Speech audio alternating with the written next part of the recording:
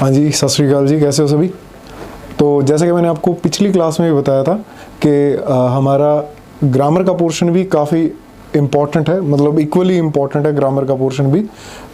जो राइटर्स हमने पढ़ने हैं ये सब तो एग्ज़ाम में आएंगे और इस पर हम लोग बेहद डिटेल में बात करेंगे ही, लेकिन ग्रामर पर भी डिस्कशन ज़रूरी हो जाता है क्योंकि कुछ बातें स्कूल कॉलेज के अंदर नहीं करवाई जाती हैं और कुछ हम लोग नहीं भी पढ़ते हैं कई बार।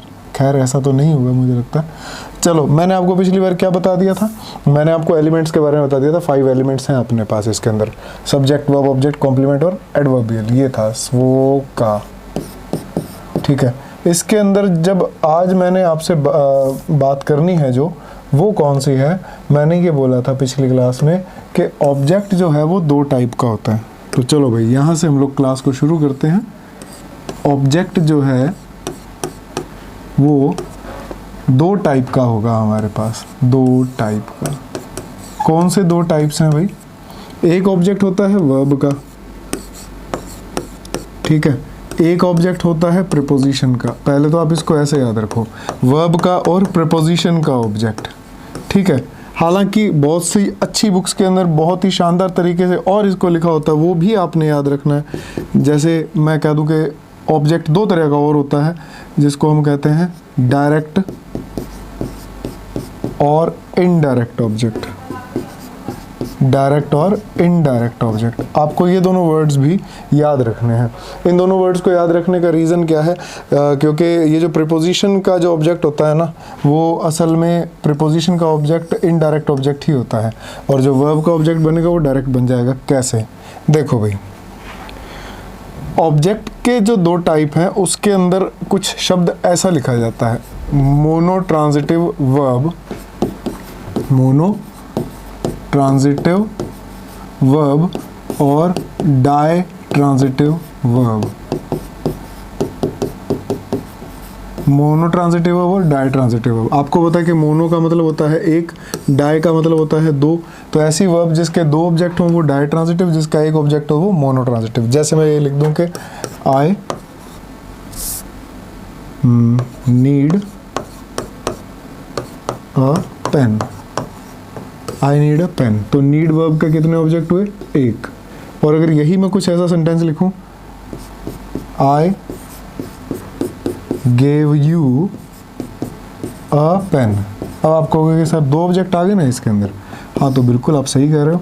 आई गेव यू पहला ऑब्जेक्ट, अ पेन दूसरा ऑब्जेक्ट, ये 2 ऑब्जेक्ट हो गए, ठीक है। I gave you a pen. Okay, समझ गए ये?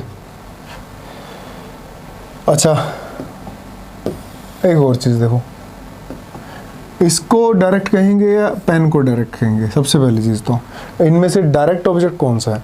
तो भाई डायरेक्ट ऑब्जेक्ट कौन सा होगा, आपको ये बात याद रखनी है। लिविंग जो है और नॉन लिविंग है, लिविंग और नॉन लिविंग में डायरेक्ट ऑब्जेक्ट जो होगा वो ऑलवेज नॉन लिविंग होगा। डायरेक्ट ऑब्जेक्ट कौन होगा? Non living.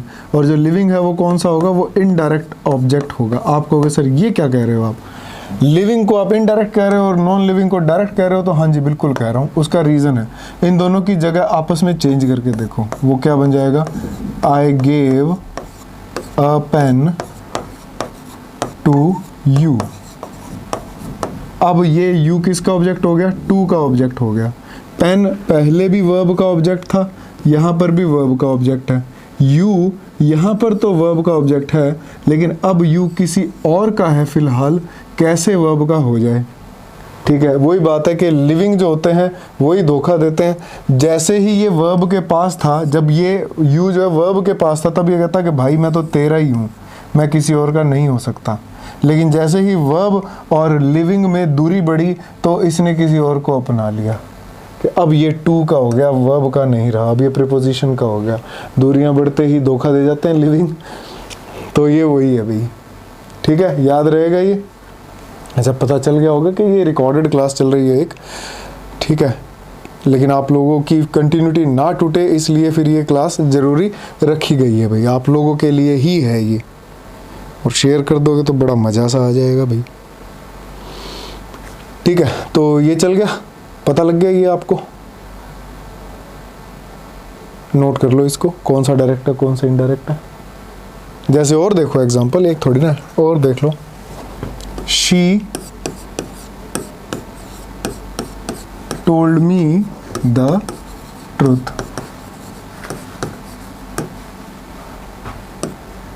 अच्छा एक देखना, इसमें तो क्या हुआ, me indirect object, the truth direct object, ये बन गया she told me the truth. Change करोगे, she told the truth to me, I called him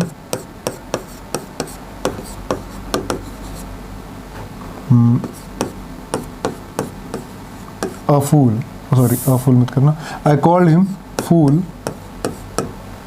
और अगर मैं ऐसे लिखूं, I called him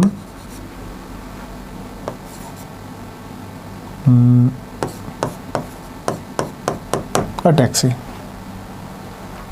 अब इन दोनों में क्या फर्क है भाई, दोनों में कौन सा वो दो ऑब्जेक्ट वाला सेंटेंस है और कौन से में दो ऑब्जेक्ट ना होकर के एक ऑब्जेक्ट और एक उसका कॉम्प्लीमेंट है।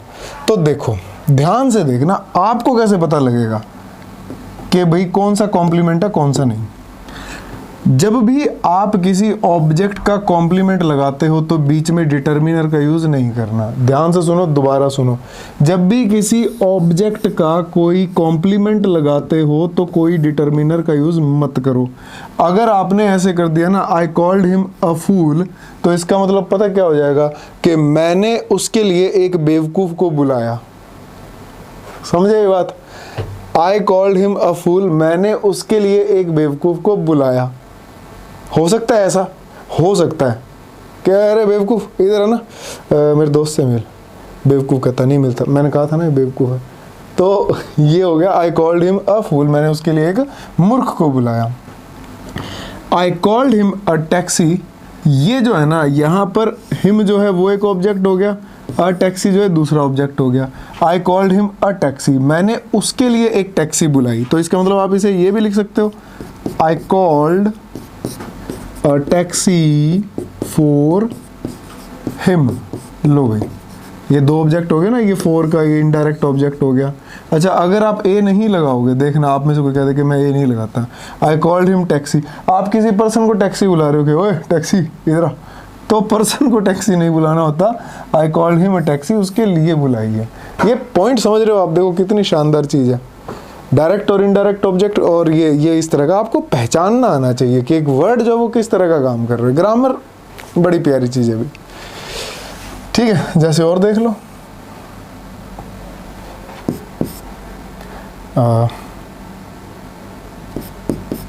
he purchased his son a new bike। He purchased his son a new bike। अब मैं अगर इनको आगे पीछे करूँ तो he purchased a new bike for his son, तो बीच में for आ जाएगा, तो एक ऑब्जेक्ट हो गया ये वाला, एक ऑब्जेक्ट हो गया ये वाला। अच्छा आपको ये और याद रखना है, ऐसी हरकतें आप तभी कर सकते हो अगर दो ऑब्जेक्ट हैं। तो अगर मान लो एक ही ऑब्जेक्ट होता है इसके अंदर सन, तो क्या आप ये लिखते ही परचेज्ड हिज सन, उसने अपना बेटा खरीद लिया नहीं भाई, यहाँ फिर बीच में फॉर जरूर आता है, ही परचेज्ड फॉर हिज सन, और क्या खरीदा तो वो आपको बताना होगा। ये है भाई ऑब्जेक्ट की बातें हैं। ऑब्जेक्ट बहुत ही प्यारा टॉपिक है। आई विश कि मैं आपसे जब अगली बार लाइव क्लास में डायरेक्ट मिलूं तो आप मुझसे इसके बारे में बहुत सी बातें पूछोगे, काश ऐसा ही हो। चलो भाई अगला रूल देखना। अगला रूल ये है कि प्रीपोजिशन के बाद ऑलवेज उसका ऑब्जेक्ट आता है, ठीक है, ये याद रखना, प्रीपोजिशन के बाद ऑलवेज उसका ऑब्जेक्ट आता है। अगर आप प्रीपोजिशन के बाद में कोई वर्ब लगाना चाहते हो तो वो वर्ब आईएनजी फॉर्म में यूज़ करनी होगी। जैसे मैं अगर लिखता हूँ कि प्लीज़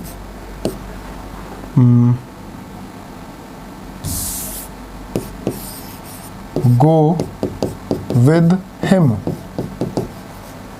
ठीक है।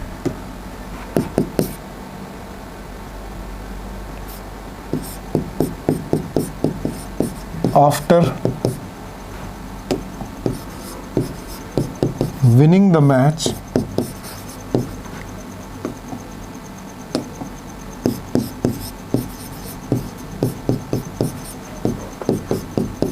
I want to take rest, जीतने के बाद मुझे रेस्ट करना, वो ये बोल रहा भाई।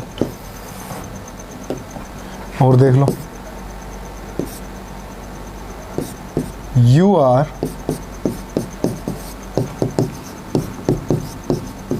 Interested in learning. इन के बाद कौन आया? Learning, ING form. आफ्टर के बाद कौन आया? Winning, ING form. और आप कौन सा लिखना चाहते हो? देगी भी है कि विद के बाद कौन आया? हिम, सा ऑब्जेक्टिव फॉर्म आई है। ठीक है, और मैं बता दूं आपको, before going anywhere inform me. लो भाई, बिफोर क्या है? प्रीपोजिशन, और इसके बाद क्या है? ING form. तो ये रूल है भाई, प्रीपोजिशन के बाद जो भी वर्ड आता है वो ऑब्जेक्ट होता है, वो हमेशा उसका ऑब्जेक्ट होता है। हालांकि ज़्यादातर क्या होता है कि प्रीपोजिशन प्लस उसका जो ऑब्जेक्ट है, ये दोनों मिलकर, प्रीपोजिशन प्लस उसका ऑब्जेक्ट, ये दोनों मिलकर या तो एडवर्ब का काम करते हैं या फिर ये एडजेक्टिव बन जाते हैं। ऐसा हो रहा है इसके अंदर। ठीक है, लिख लिया होगा इसको, नोट कर लो फटाफट, नोट कर लो भाई।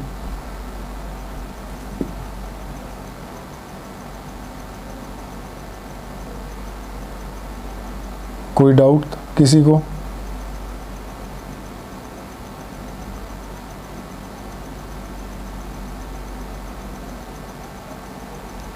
और देखो, एक रूल और है। देखो, इंग्लिश के अंदर कितने तरह के पर्सन्स होते हैं, ये इस ब्रह्मांड का सबसे इजी क्वेश्चन है। There are 3 persons. कौन सा? पहला, दूसरा और तीसरा। लो भाई, फर्स्ट पर्सन कौन है? पहला। सेकंड कौन है? दूसरा। थर्ड कौन है? तीसरा।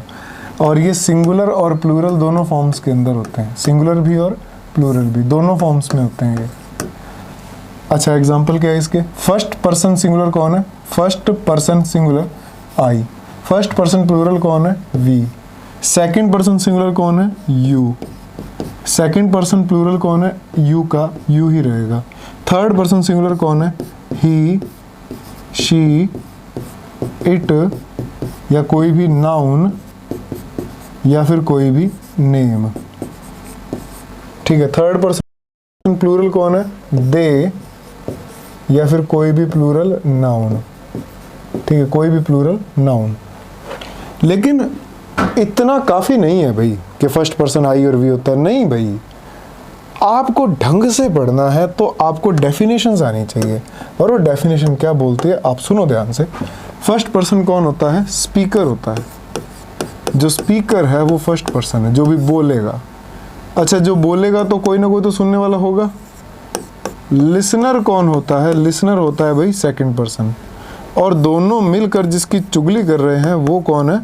whom we talk about, वो है third person. whom we talk about, ये है हमारा थर्ड पर्सन। ठीक है, और थर्ड पर्सन कौन है? ही, शी, इट, कोई भी नाउन, कोई भी नेम, ये थर्ड पर्सन होता है। और बहुत ध्यान से सुनना ये बात, थर्ड पर्सन सिंगुलर का रूल क्या है आप ये देख लो।